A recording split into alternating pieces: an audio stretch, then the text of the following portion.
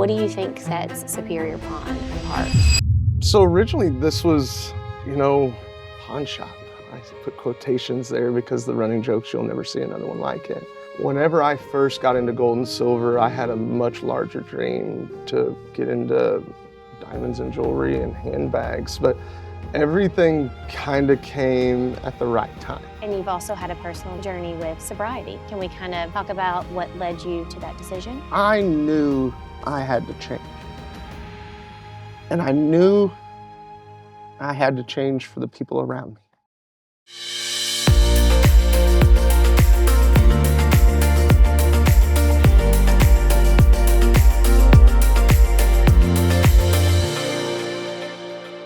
Good morning, Molly. Wait, are you supposed to say that first? You can say it.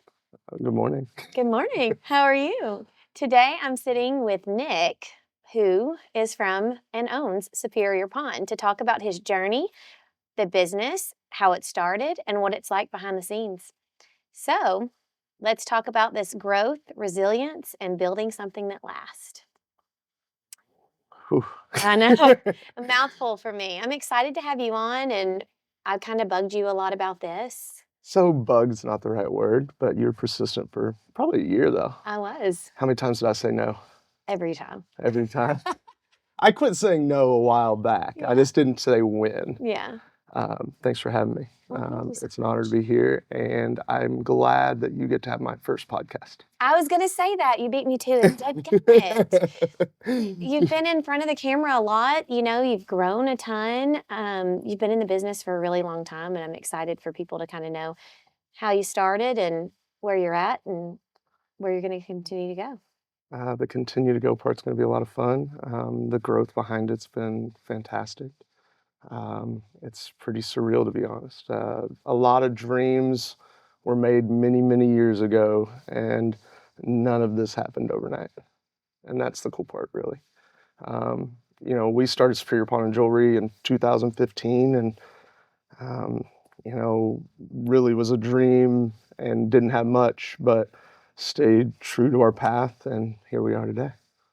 And we'll get into all the things you do for the community, too. So let's start with your background. Where did you grow up? I was born and raised in Fort Smith, and I'm proud of it. Fort Smith has been very good to me and my family. I love it here, and that is part of the reason that you're seeing me more and more today is because I want to give back to my community that's been good to me.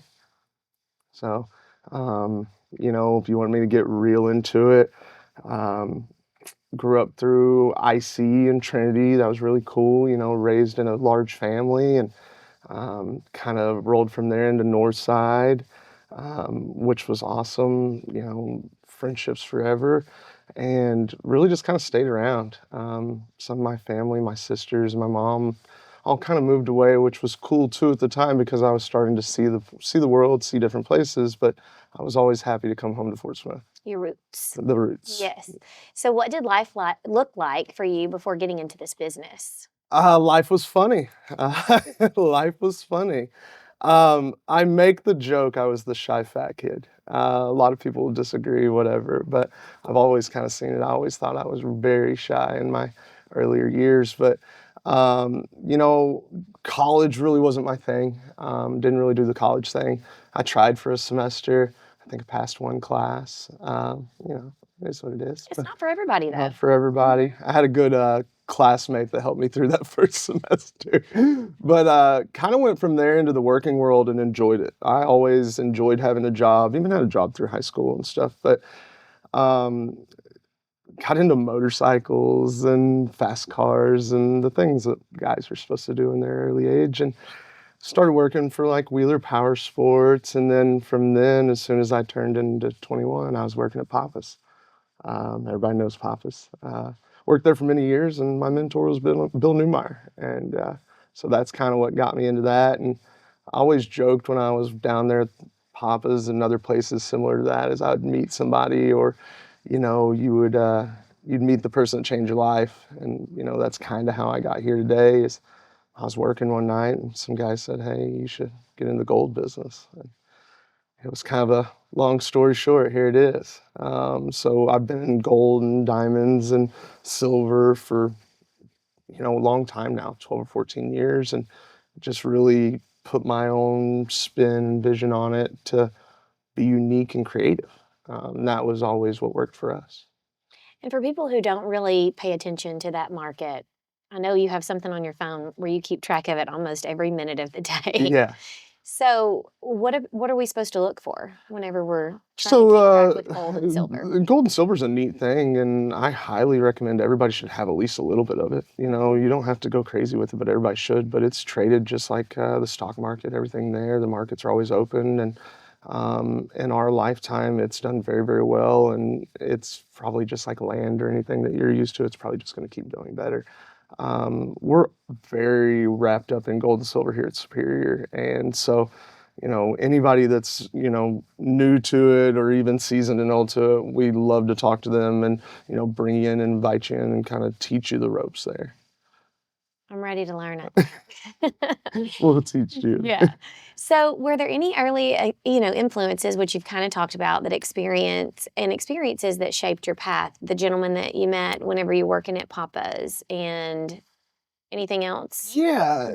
Mhm. So originally this was, pawn shop. I put quotations there because the running joke's you'll never see another one like it. We're not your traditional pawn shop. We're a luxury destination. And whenever I first got into gold and silver, I had a much larger dream to get into diamonds and jewelry and handbags, but everything kind of came at the right time. I've said this story before, but Matt and Marie Holland was my first ever engagement ring build. They're local, and most of my rings were local for many years until we grew and started selling, all over the country. But whenever Matt called me and said, "Hey man, I know you have gold and I know you have diamonds. Do you think you could build a ring?" And I said, "I think I can build a ring, yes." And I said yes. I can't believe I said yes. Not that time, huh? I had no clue at the moment what I was doing, but we figured it out and built a beautiful ring, And after that, I really enjoyed and kind of really found my path. Jewelry is my true background. When people ask, they say, "What's your background?" And jewelry's it. I have the passion for it. I have the itch. I can't let it go. I'm glad you talked about pawn shop, because Yeah. when I tell people, just like yesterday, I took my son to the orthodontist and I was talking to the lady and she was asking me some questions about jewelry and everything, and then got into talking about bags. And I said, "Have you checked out Superior yet?" No, she hadn't. Yeah. Lives in the area. And I was like, "You don't go and trade your lawnmower No, for like batteries no. or anything there." No, So, we're different. mhm. We don't do the electronics. We don't do the things you see at most places. You walk in here and you see 300 authentic handbags, Gucci, Louis Vuitton. You see a dozen Rolex watches, and you see hundreds of diamond rings.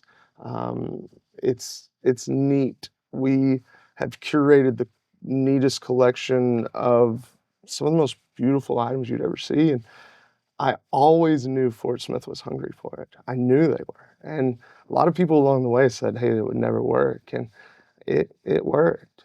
That was the staying true to our vision worked. And when we first started this, you could see the lawnmower in here. I wish you'd have come in years ago. It was awesome. You've seen like the clean cut Yeah. version of it. Mhm. But when we first started this, we were trying to literally do anything we could to survive. Mhm. I mean, that was what it was about. You mentioned my signs and stuff, the stuff we collect today.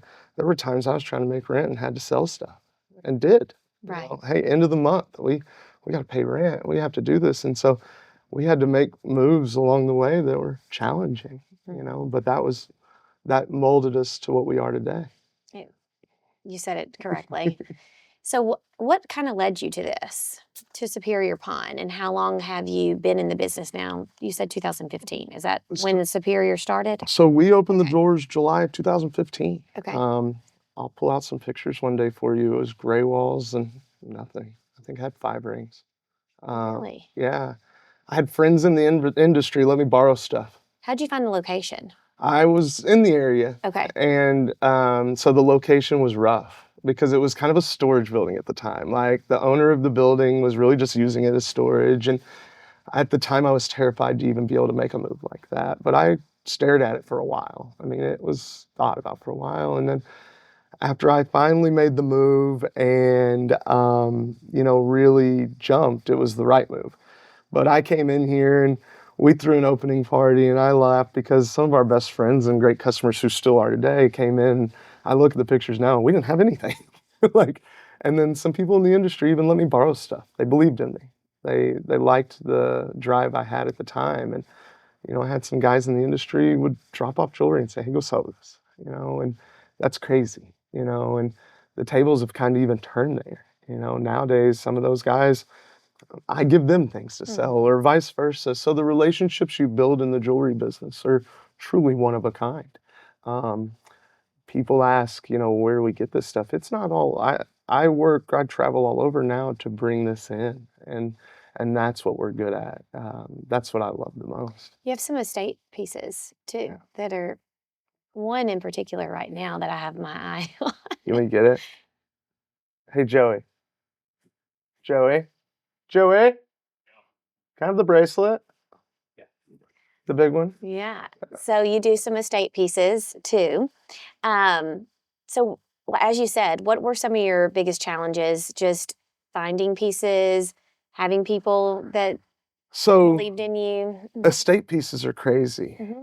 because that's the one of the kind stuff. I love building custom jewelry, but when you find a piece of jewelry that's 100 years old or, truly has a story, even my wife's engagement ring, people sometimes look at me and they go, "I can't believe you didn't build your wife's engagement ring." I hear it all the time, but my wife loves her engagement ring because it's Art Deco, 100 years old, out of New York. It's beautiful too. I've seen her. This is what So I'm talking about, though. there's Like, like you want to tell me a little bit about this? Because, whoa. that's over 40 carats of the most exquisite, beautiful, old, natural diamonds. I was going to say, these are natural, aren't they? Absolutely. And they're larger in the middle, and then here, I'll let you discuss so it's a that. graduated bracelet. The center stone's a 2.5 carat. The next two are 2.25 carat, 2 carats, and it just goes all the way down. Most people don't have that in an engagement ring. No. And so this is a piece that was in an estate for many, many years. I mean, this is decades and decades old, and you won't see it anywhere else. And that's the stuff that I love to hunt from all over the country. That's the stuff that's... And those are baguettes in between? Baguettes in between. Yeah. That is stunning. Beautiful piece. Yeah. You could wear it later. Okay. I look forward to that. So let's talk about your growth and business today. Okay. How has the business been and evolved? Sorry for my... So business is funny, and you'll agree with this. We made it through some of the hardest times some of the biggest curveballs I never thought you could have thrown at us. Mm-hmm. People say the first 5 years of business. Sure, that's great. On year 5, the pandemic happened. And we were finally catching a stride right about then. And, there were times through that you didn't know if you were going to survive or not. Then, it's curveball here, curveball there. When my business really changed was when I made a few life decisions and I knew that we could really do some stuff. We were always growing, but most people see us today because of the growth we've done in the last 2 or 3 years. And that's the growth we're proudest of. They see us in front of social media cameras and stuff like that today. But when people ask about that, I look at them with a smile on my face and say it changed our lives.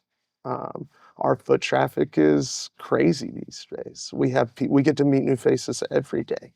And that's what we always wanted. We love our customers that have been following us for 10 years. But the new faces that, just like you telling your friends or strangers about us and they've never heard of us, that's the new fun part for me. We get to open those doors and there's no telling where we can go with it now. Well, when you're from here, so people know you, but the people who don't, and that I'm able to tell about, or other people are able to tell about, you make such an impact too. And I hope you realize that.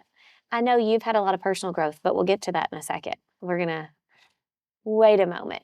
So were there any key turning points or milestones? And what do you think separates and sets Superior Pawn apart from more local places? We just do it different. We approach everything different. We're relaxed, we're laid back, we're just not really high pressure. I always wanted a place where I could feel like you weren't getting pressured and just come in and be yourself. it's it's hard to explain, like, because, like, I truly wake up every day and, just kinda see what it's gonna throw at me, but the growth that's come with it and being able to make a positive impact, that's I don't know that like, if you'd asked 5 or 10 years ago, I don't know that I would have believed in myself even. And that's like, I only say it that way for other people that see this that, maybe they can believe in it. Because if you'd asked me, I'd almost laughed at you. And so to be in that position today and do what we're doing today it's amazing. Your giveaways. You've done something recently for the community. I mean, for the kids in our community and stuff. For your birthday, you asked people to come, and I'll let you talk about it. Oh, it was huge. It was huge. It was huge. Yes. And I thought it would fail. Like, I don't know. Or maybe don't think it would fail, but you never know.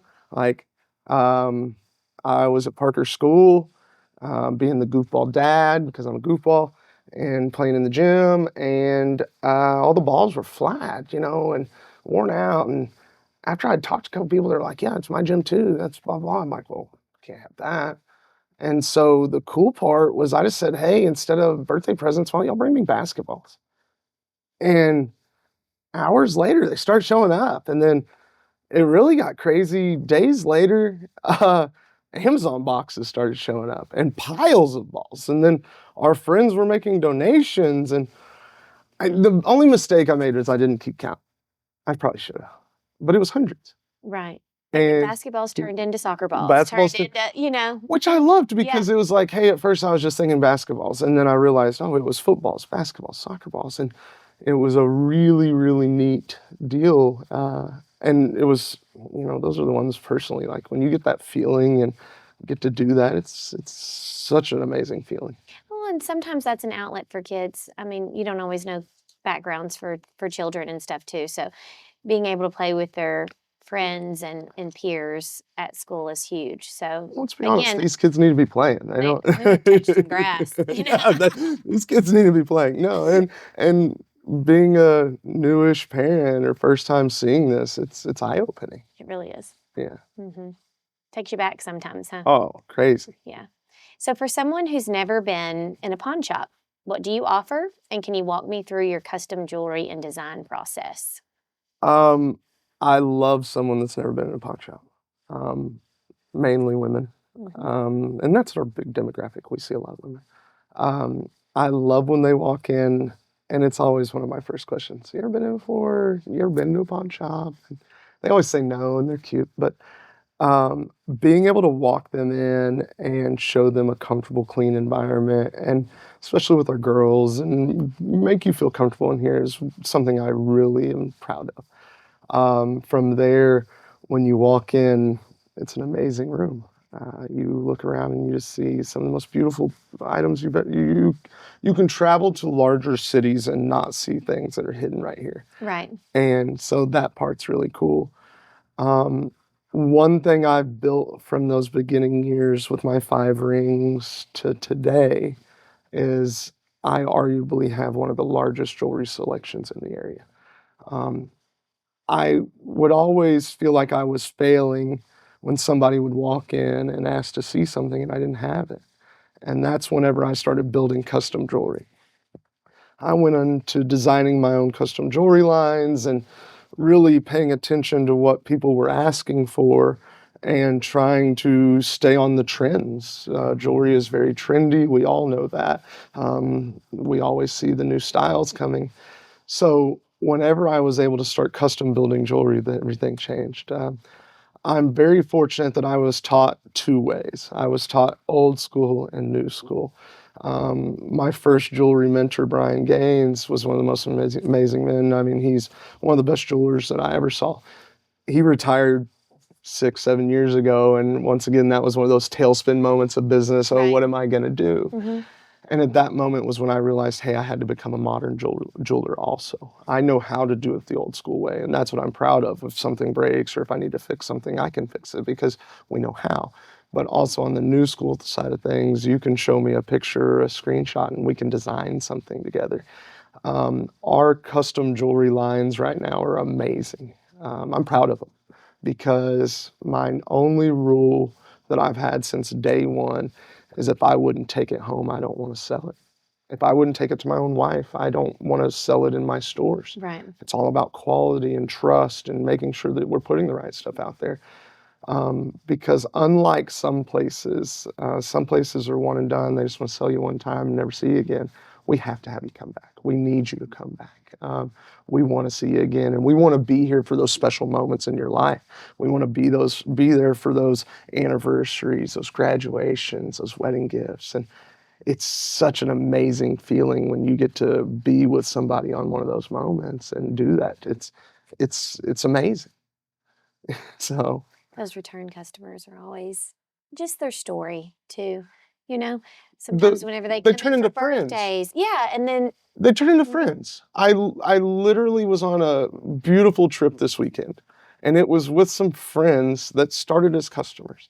The gentleman walked in one day in some gym shorts and goes, "Oh, wow." And one of those first time moments, walks out and brings his wife in. This is years and years ago, and they know who they are. But since then, we've become friends, and the relationships you're able to build in these walls is amazing. Molly, for instance, I know. one of my best friends. Also, I want to talk on the custom piece since I've done this process. That's how we met? Yeah. Is that Ish? Yeah. That's when we got close. Yes. Like we had crossed paths, but you came in one day and we talked No, about I messaged you on Facebook and I was like, I want this ring. Yep. Can you build it? Yes. And you said, absolutely, come by. So I did. Yeah. And that process was so easy. It was seamless. It was smooth. That's you the goal. sent me renderings. Yeah. My expectations were definitely met and exceeded. So it wasn't always that easy. I can only imagine. I have to give credit to Joey at some point during this podcast. Joey's my right-hand man. And it wasn't always easy. We had to figure out the hard parts and, to figure out what worked and what didn't. But today, I'll go up against any of it. We are very good at what we do. And one of the best things we're good at, and people are going to think I'm crazy for this, is telling people no. There are bad ideas when it comes to jewelry. Not all jewelry is good. I don't want to build a piece that is problematic down the road or something. So being able to build quality jewelry and put our name behind it is so amazing. It's a great feeling. So, and looking down at your engagement ring and knowing that we were part of that is huge. Oh yeah. Huge. And I copied you too on this one because I loved it so much. Remember? I love my big. I want yours on me. Yes, that one there. Yeah. Done. Done. Like your style. Yeah, and back to what you were saying, sometimes you can say no. Because originally I wanted a certain look, and you said, hey, I think this is going to be better. And I appreciate that because you were 100% correct. I'm not always right. I'm not. And I'll let the customer be right, for sure. But I'll always be a little different on bringing up the conversations that most people are scared to have. Or one of my favorite things that we've done a lot of this year is watching other people say no when they should have said yes. And we've been able to build some custom rings that the only downside to the custom side is we don't get to show the world. We sometimes do after the fact, but we're very private. We're very, that's the most important part to this business is we hold the biggest secrets of all. And so when you're building a ring, we don't get to go tell people we built it or talk about it really until it is. And some people hold them for a long time. So unfortunately, some of my best work's never been seen. It's only if they want to disclose it. And I appreciate that too with you. Lots of them do, but I don't ask. If they come up and say, yes, I want to show this off, absolutely. And then the proudest moment I have is they say, I went to Nick. When it's a surreal feeling for people. It's amazing. Just the trust everybody has. The trust. Same Nick, different location. Same Nick, different. You want to start with a joke? Yeah. Knock, knock. No, no. Sorry, that's funny because we do that at United Way. You've been all about me lately, but one of the favorite things you've sent me lately is somebody saying I'm having Molly withdrawals from Nick's videos. I did send you that. Yes. So, yeah, we're going to give them a little bit. They won't have withdrawals. No. I need to come by more often, though. You're just hard to catch because you do so much. And speaking of that, let's talk about the community again, because we talked about what you did recently for your birthday, but can you talk a little bit more about your involvement? And you've always been part of the Peacemaker too, right? I retired from Yeah. Peacemaker a couple years ago, Mhm. but it is still deep in my heart. And then when you talk about what I've been trying to do as of lately, one of my favorite lines I've used a lot is, "Hey, I'm just trying to do my part." And that's really it. Um, I've had a few opportunities. I've for sure had a few friends, asking support, but the more I've given back, and it just keeps coming more and more true, the more you give back, it just keeps coming.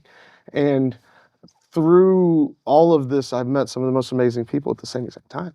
Um, the Peacemaker kind of started it. I volunteered there for years and years, but that's a big project. It was hard for me to do other things and Peacemaker.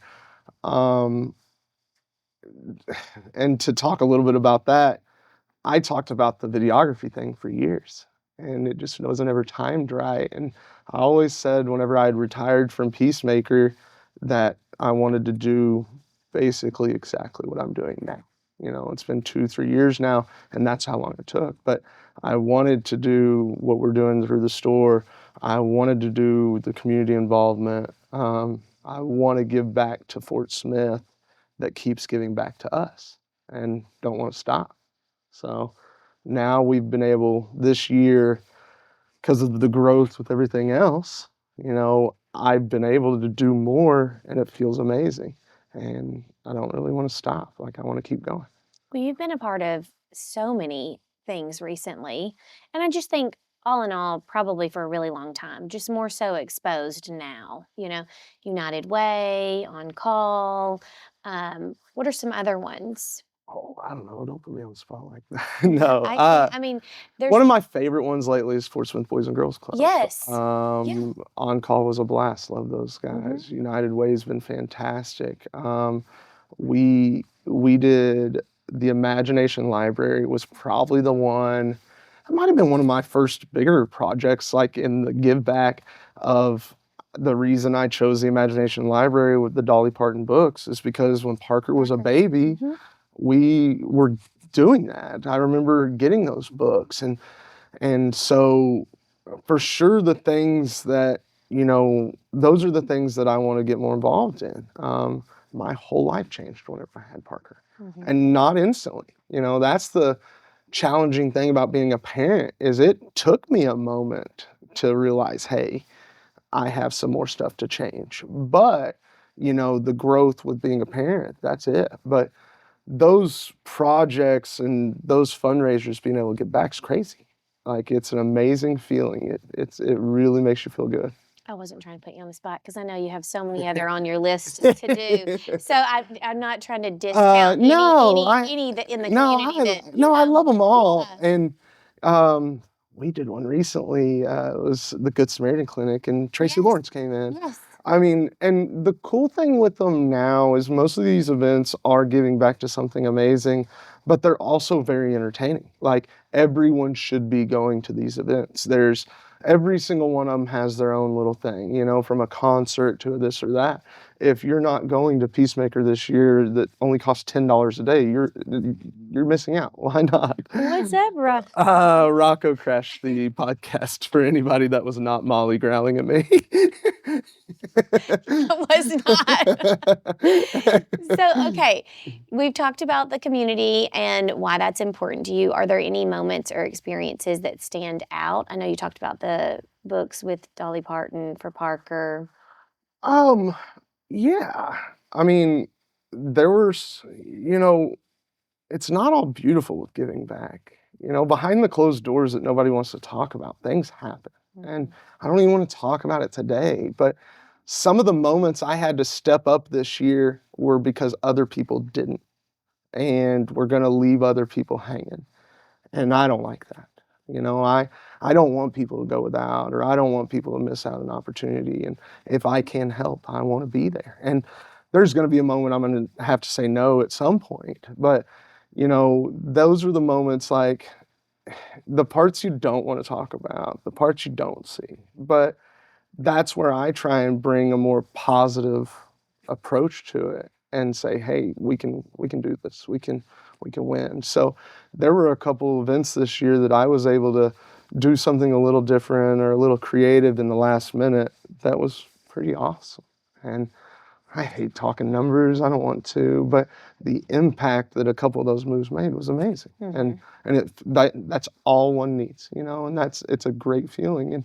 And so I love the community support, and you've joined me for a lot of that. If anything, part of the reason I am so active right now is because of you, Molly, and I need you to know that.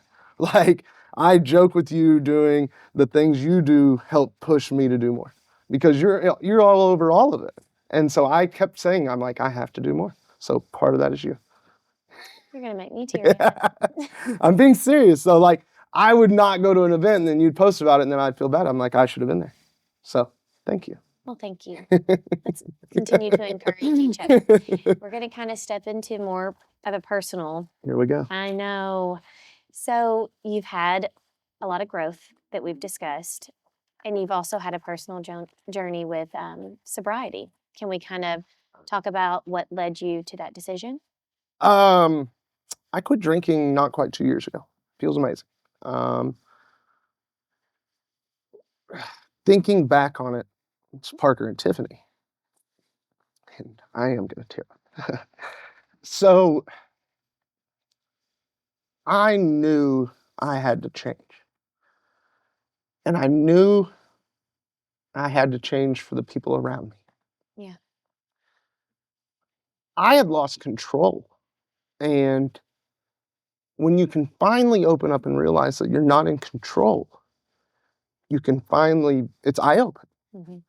And if I didn't make a change, we wouldn't be here today. Oh.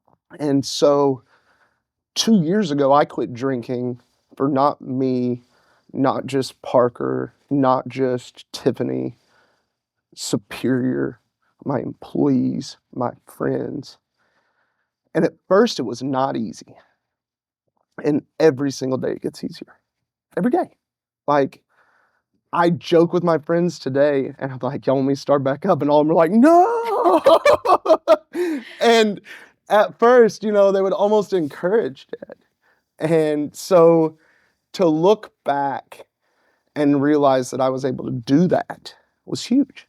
It was life-changing. I mean it over and over. We would not be here today doing what we're doing today for the community if I wasn't different. And my family wouldn't be where it's at today.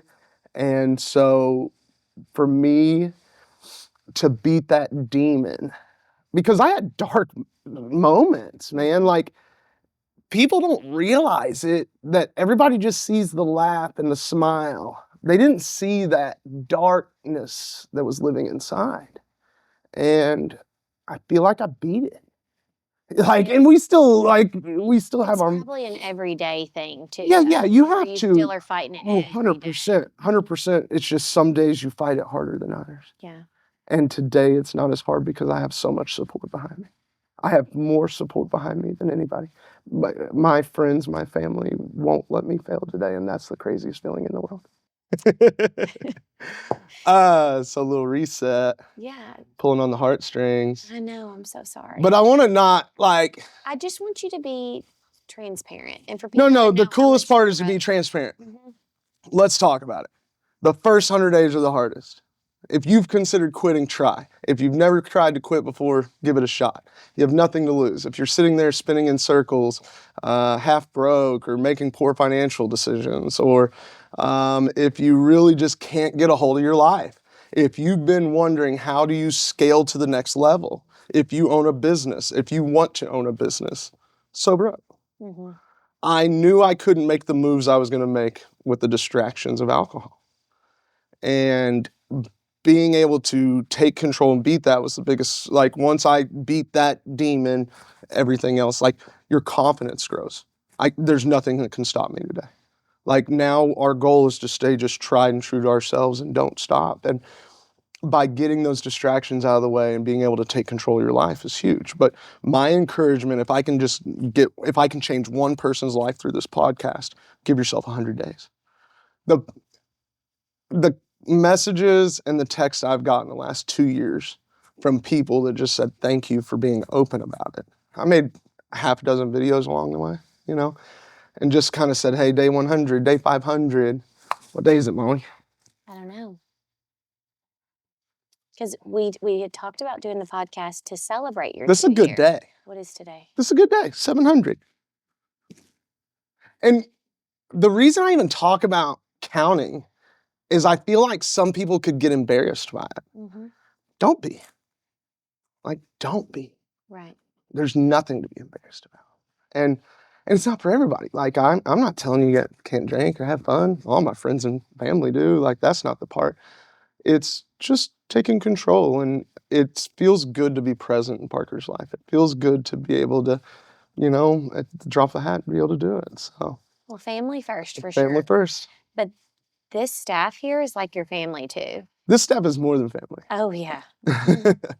You got an awesome crew. The crew we've created, a lot of new faces, but that's with growth comes change. That's where the change comes in. But they've become family so fast, and to be able to give back to our people and them too, and to see them be excited to come to a place and be proud to be part of Superior is neat. So we're very fortunate to have the faces in the room, and some of the people. The thing that I joke about on the inside that maybe I don't tell them enough, they're my biggest fans and they believe in me as much as anybody. And that's what it takes to succeed in business, is make sure that people believe in you. And some of my ideas are crazy.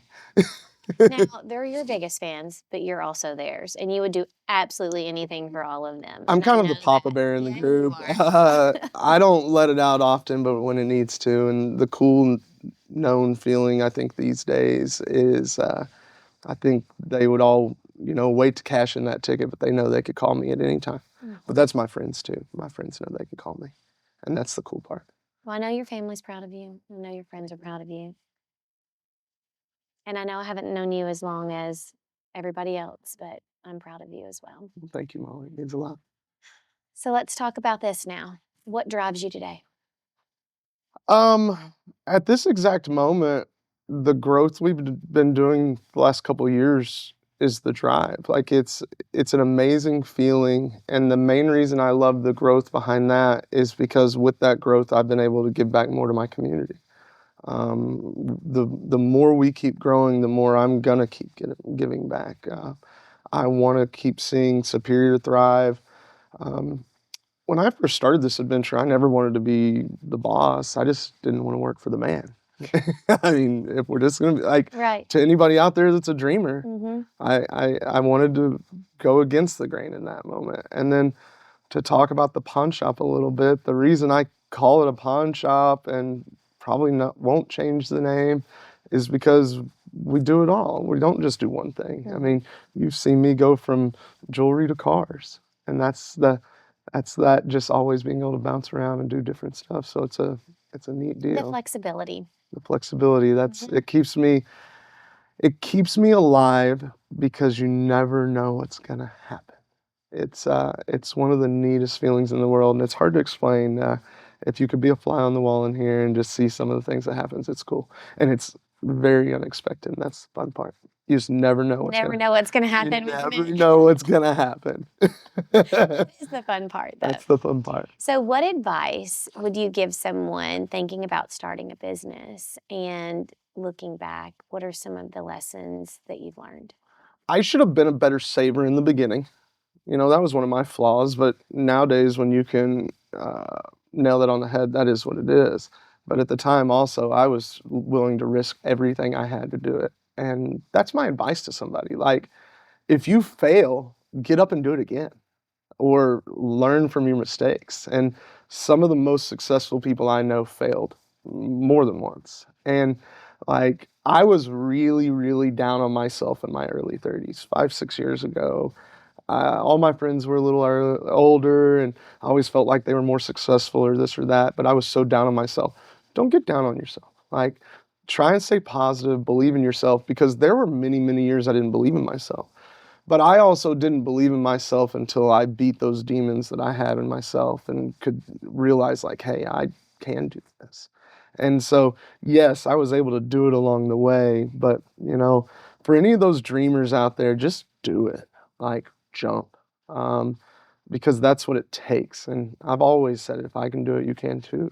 Like, it's terrifying, though. Nobody rides a bike the first time. No, Pick no. yourself up, dust yourself off, and have confidence in yourself. You got to have some confidence. And I tell people, we're just getting started. That's the neat part with us, is the known fact of just getting started and having so much more to do is a pretty cool feeling. So, but for any of those people that want to get out there, no matter if it's this industry or, any industry, really make the move. If you think that you can do it, jump, and if you fail, try again. You've done amazing. So let's start with quick fire. All right? You ready for this? Do you know how to play quick fire? I don't know that I know how to play quick fire, but I'm a quick learner. Okay, so quick fire, I'll name something, you say yes or no, and if you want to, you can kind of expand on that yes or no. Okay? But it's supposed to be quick. So, ready? Gold chain. Yes. Why though? Have to have it. Okay. Old coins. Absolutely. Luxury watches. Yes. This is going to be a yes to everything. Guitars. Guitars are a maybe. Okay. I don't think if people you ask realize how many you have hanging If you up ask here. my wife, no more guitars. I have too many guitars. You just got one from them Dirty Roses this weekend in Tucson. Something totally random that someone has tried to pawn here. Oh man, you're putting me so on the spot, but I have some good ones. Well, probably initially when you first started out. Like, I've seen it all. Okay. Do we not need to disclose this? Come back to that one. Okay. I need to think on that one. Now a couple of this or that. So you have to choose this or that. Ready? Buy or loan. Buy. Vintage or modern. Vintage. Big deal or quick flip. Big deal. Mm-hmm. You want to go back to that other one or no? Yeah. Okay. Something totally random that someone has tried to pawn. You remember the red truck in the Fast and the Furious? Yeah. The Ford Lightning? I had one. Yeah, there you go. See that random face? I win. Well, where is it? Well, I don't have it anymore. Oh, you did. Okay. I finally sold it after my neighbors said, whoever's driving that red truck better slow down. You're like, okay, I was being bad. I only drove it around here, and I only drove it fast, so it needed to go. I can only imagine since I rode with you in the side-by-side. And Tiffany does not let me bring those kind of toys home, so. I don't blame her at all. I don't either anymore. I'm not going to stop, though. I'll never stop. Well, listen, is there anything else you'd like to share before we wrap up? If anything, I want to tell you thank you. Like, thank you for peeling back the layers and helping me be a better person. Like, if anybody needs to get credit right now in Fort Smith, Arkansas, it's you. And you being a transplant in this area, I just want you to know I'm proud of you because you're working harder here than some of the locals, and you need to know that. And so I am proud to see somebody like you come into this town and pour your heart into it. And I want you to know that. It's not going unnoticed. So thank you for doing so much to make me want to work harder to be a better person. Well, you do the same for me. And I hope you know that. Thank you. And I love you and Tiffany so much. Love y'all. Dr. Rad, too. You're making me cry. Hey, the teary-eyed session that nobody knew they were going to get. Nick, I appreciate you. We have to peel back the layers, and, I'm not ashamed of it. I'm not either. I hope that one person sees this and you and I get the opportunity to change their life. And I think that we have much more than that. We do. So, I hope you know how much I appreciate you. And I appreciate you. Thank you for taking time out. Thank you for letting me be the first person. You got the first podcast. I'm excited to see the raw, the real. It's because I knew I wouldn't hold this in. Thank you. Give me a hug. Thank you so much. Thank you. All right, Rocco. We did it. High five.